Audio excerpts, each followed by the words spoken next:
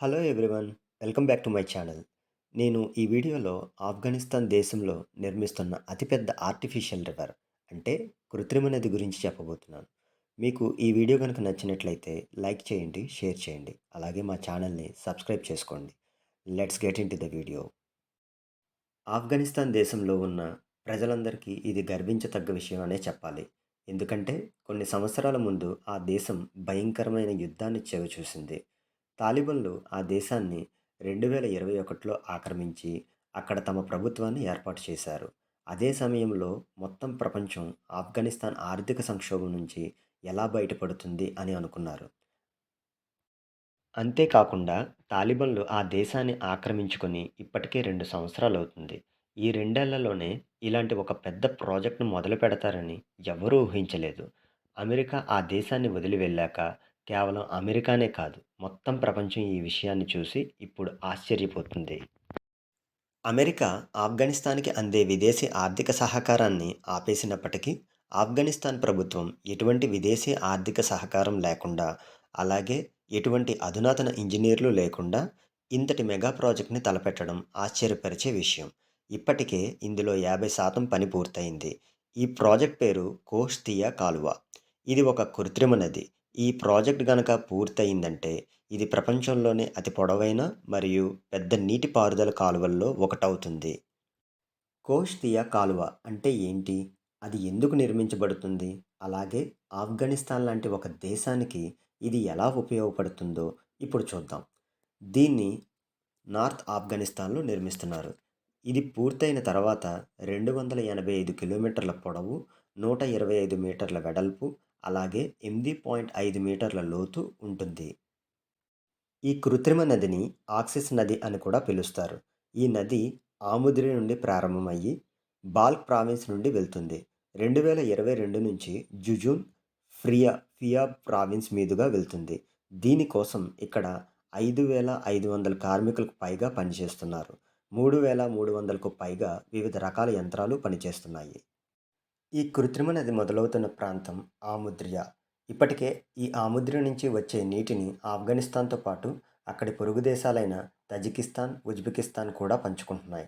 అయితే ఆ 2 దేశాలు ఈ కృత్రిమ నదిని ఏర్పాటు చేశాక వాళ్ళకి నీటి కొరత ఉండవచ్చని భయపడుతున్నారు. అయితే తాలిబాన్ ప్రభుత్వం ఈ కృత్రిమ నది పైన పూర్తి హక్కులు ఆఫ్ఘనిస్తాన్ దేశానికి మాత్రమే ఉంటాయని చెప్తున్నారు. అయితే ఆఫ్ఘనిస్తాన్ ప్రభుత్వం ఆ 2 దేశాలకి అండగా కూడా నిలబడుతుందని ధైర్యం చెప్తున్నారు. ఉత్తర ఆఫ్ఘనిస్తాన్‌కి ఈ ప్రాజెక్ట్ చాలా ముఖ్యం. ఎందుకంటే గ్లోబల్ వార్మింగ్ కారణంగా భూగర్భ నీటి వనరులు చాలా వరకు తగ్గిపోయాయి. అంటే తగినంత నీటి సదుపాయం లేకపోవటం వల్ల అక్కడ ఎటువంటి వ్యవసాయం కూడా చేయలేనటువంటి పరిస్థితి. ఈ కృత్రిమ నది ఆఫ్ఘనిస్తాన్‌లో సుమారు 1,000,000 ప్రజలకి నీటిని అందిస్తుంది. అలాగే దీని నుండి వచ్చే నీటితో సుమారు 2,225 కిలోమీటర్ల భూమిని వ్యవసాయం చేయటానికి ఉపయోగించవచ్చని అంచనా వేస్తున్నారు. ఇక్కడ వరి మరియు గోధుమని పండించడం ఆఫ్ఘనిస్తాన్ ప్రభుత్వం ముఖ్య లక్ష్యంగా పెట్టుకుంది. 2028 నాటికి ఈ నీటి ద్వారా వ్యవసాయం చేసి పండించే గోధుమలో 50% ఆఫ్ఘనిస్తాన్ దేశం కోసం, మిగిలిన 50% ఇతర దేశాలకు ఎగుమతి చేయాలని అక్కడి ప్రభుత్వం భావిస్తుంది. ఈ ప్రాజెక్ట్‌ని 2022 మార్చిలో ప్రారంభించింది. దీన్ని 3 దశలలో పూర్తి చేయాలని అంచనా వేశారు. ఇప్పటికే మొదటి దశ మరియు రెండవ దశలో భాగంగా నది కోసం త్రవ్వకాలు జరుగుతున్నాయి. ఇక మూడవ దశలో భాగంగా నీటిపారుదల వ్యవస్థని, అలాగే అవసరమైనటువంటి కనీస సదుపాయాలని ఏర్పాటు చేస్తారు.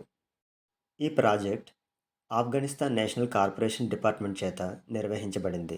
తాలిబాన్ ప్రభుత్వం పన్నుల ద్వారా వచ్చిన మొత్తాన్ని దీనికోసం కావలసిన నిధులుగా సమకూరుస్తున్నారు. ఇది మొదలుపెట్టే సమయంలో దీని ఖర్చు $500 మిలియన్ ఒక అంచనా వేశారు. అయితే ఇప్పుడు దాని ఖర్చు $600 మిలియన్ పెరిగింది. ఇప్పుడు అక్కడ ఉన్న ప్రశ్న ఏంటంటే, ఆఫ్ఘనిస్తాన్ ఈ ప్రాజెక్ట్‌ని షార్ట్ టైమ్‌లో పరిమిత వనరులతో, అలాగే పెద్దగా అనుభవం లేని ఇంజినీర్లతో పూర్తి చేయగలదా అని. ఈ కెనాల్‌ని ఒక చదునైన భూభాగం గుండా వెళ్ళేలా ఏర్పాటు చేసి, అలాగే దీని ఎత్తు దీని మూలమైన ఏఎంయు నది ఎత్తుతో సమానంగా ఉండేలా ఏర్పాటు చేశారు. ఈ కృత్రిమ నది నుండి వచ్చే నీటిని పట్టణాలు మరియు గ్రామాల్లో ఉన్న ప్రజలు సులభంగా పొందడం కోసం 200 మంది ప్రైవేట్ కాంట్రాక్టర్లు దానికి సంబంధించిన విభాగంలో పనిచేస్తున్నారు. ఈ కాంట్రాక్టర్లు మొదటి దశలో భాగంగా 108 కిలోమీటర్లు కేవలం ఒక్క సంవత్సరంలోనే పూర్తి చేశారు. ఇప్పుడు వాళ్ళు రెండో దశలో ఉన్నారు. అంటే ఇంకా 177 కిలోమీటర్లు పూర్తి చేయాల్సి ఉంది. ఈ ప్రాజెక్ట్‌లో 14 హైడ్రాలిక్ గేట్లని తయారు చేశారు. కాబట్టి అక్కడ వరదను నివారించటానికి ఎటువంటి కాంక్రీట్ స్లాబులను నేల మీద గానీ, కాలువలకు ఇరువైపుల భాగంలో గానీ ఉపయోగించడం లేదు. దీనివల్ల ఆ ప్రాజెక్ట్‌కి అయ్యేటటువంటి మొత్తం బడ్జెట్ పైన భారం తగ్గించినట్లవుతుంది. అంతేకాకుండా ఆ నదికి ఇరువైపులా చెట్లను పెంచాలని అనుకుంటున్నారు. ఈ నది నుండి వచ్చే నీటిని సరఫరా చేసేందుకు కాంక్రీటుకు బదులుగా భూగర్భ ఐఆర్ ఇరిగేషన్ పైప్లైన్స్ని ఏర్పాటు చేస్తున్నారు. ఇది నది నుండి సమీపంలో ఉన్న రైతులకి వ్యవసాయం చేయడంలో సహకరిస్తుంది. ఈ ప్రాజెక్ట్ స్పెషల్ ఏంటంటే ఇక్కడ నీటి కోసం విద్యుత్తుని కానీ జనరేటర్లను కానీ ఉపయోగించట్లేదు.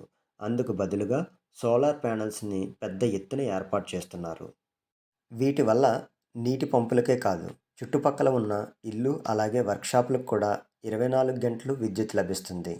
ఎందుకంటే ఇప్పటికే ఈ ప్రాంతంలో ఉన్న ప్రజలు విద్యుత్ లేకుండా చాలా కష్టాలు పడుతున్నారు. నిజానికి ఈ ప్రాజెక్ట్ పూర్తవ్వడానికి ఉన్న గడువు 2028. అయితే ఇప్పుడు దీని పనులు జరుగుతున్న వేగాన్ని చూస్తే ఇది 2025 నాటికే పూర్తయ్యేలా కనిపిస్తుంది. ఇలా జరిగిందంటే అది ఒక అద్భుతమనే చెప్పాలి. ఒక ప్రభుత్వం నిజాయితీగా ఉండి తన దేశ ప్రజల కోసం ఏదైనా చెయ్యాలని అనుకుంటే అది ఎంత పెద్ద ప్రాజెక్ట్ అయినా సులభంగా పూర్తి చేస్తుంది. ఇది పూర్తయిందంటే అందుకు ఒక మంచి ఉదాహరణగా మిగిలిపోతుంది. ఆఫ్ఘనిస్తాన్ ప్రభుత్వం దీన్ని విజయవంతంగా పూర్తి చేసి పేద దేశాల్లో ఒకటిగా చెప్పబడుతున్న వారికి ప్రపంచవ్యాప్తంగా ఒక మంచి గుర్తింపు తీసుకురావాలి అని ప్రయత్నం చేస్తుంది. మళ్ళీ ఇంకో మంచి కాన్సెప్ట్‌తో మీట్ అవుదాం. మీకు ఈ వీడియో గనుక నచ్చినట్లయితే లైక్ చేయండి, షేర్ చేయండి. అలాగే మా ఛానల్‌ని సబ్స్క్రైబ్ చేసుకోండి.